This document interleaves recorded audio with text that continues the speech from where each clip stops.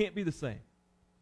Because of what we've experienced with COVID, we can't be the same. We can't go back to just normal. Now, I really like normal church. I've devoted my life to normal church.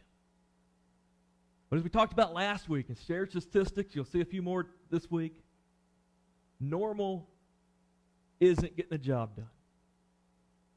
It's not bringing the change that can come with the gospel. And I don't think any church, any group of Christians should have went through what we went through this past year and just go back and get things the way they were.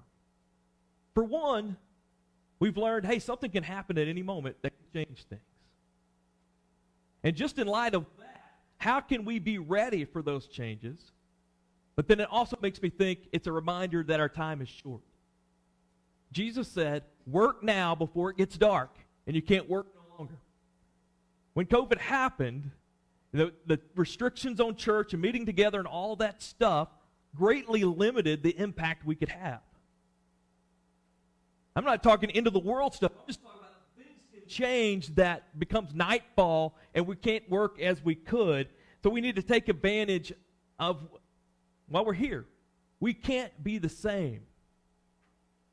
Last week as we shared this, we all agreed that like 2 Timothy 3:5 says, we don't want to be content just to have a form of godliness, but we want to have the power that comes in following Christ.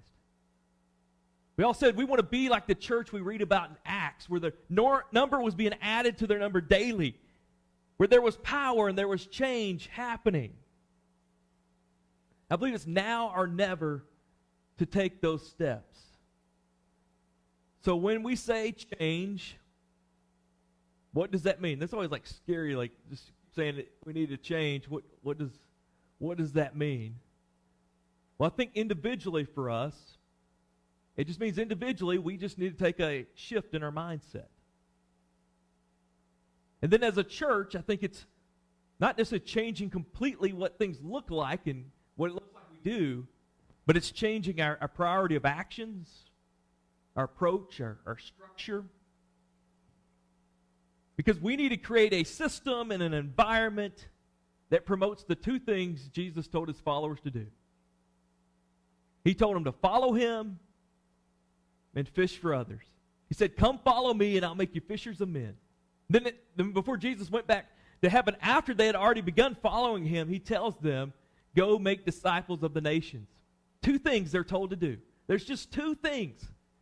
I mean, we could come up with a whole list as Christians of things we've heard preached at us, that Jake's preached at us that we need to do, but there's only two things that it boils down that we need to do, and that's follow and fish. Not just in the hour we're here, but throughout our lives. So I need you to put on your thinking caps with me. And whatever thinking cap is, I picture like one of those full cover, like Frankenstein with the electrical things coming out of the top, lightning bolts hitting. Think about how we do church. Not necessarily here, but just church in general here in America. Does it promote and lead to us following the Lord every day on our own and fishing for others? Do how we do church, promote that? Now the preacher begs us to, right? It tells us we need to. But does it really help us do that? And just being very transparent, all of us here. I've worked on that term because, sometimes we'll say, I want to be honest. Well, I hope being honest the whole time. So just being transparent. The call that we've been giving is to make disciples of the nations. I doubt, me included, really any of us have made disciples. Think about that. The one thing Jesus told us to do, make disciples. Follow and fish. Now, we have participated as churches through our involvement and commitment and giving and things that we do that's contributed to missionaries around the world. We've got many missionaries we support. Those missionaries may have. Now, there's people who's come in this church and heard the truth and have grown. But what Jesus said, go and make a disciple, we haven't done that. And the thing we want to do, and I know this is your cry, you want to hear from the Lord, well done. We want to please the Lord. But I don't think we can please him and not do like the main thing he said to do, right? I don't know if you've ever heard about the 5 love languages. That it talks about each of us have one of these 5 love languages that we understand love in. And so if you don't understand someone's love language and you do the other 4, it may mean nothing because you're not speaking their language. Now, I think the Lord probably has multiple love languages, but ultimately he's told us we show our love, our devotion to him by making disciples. So I believe we need a church system and environment that helps us do that without freaking us out.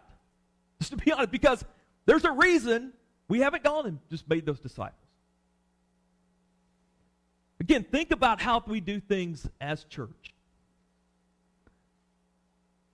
We have a building, we have a program, we have regular meetings, we have a preacher who preaches, we have musicians that lead singing.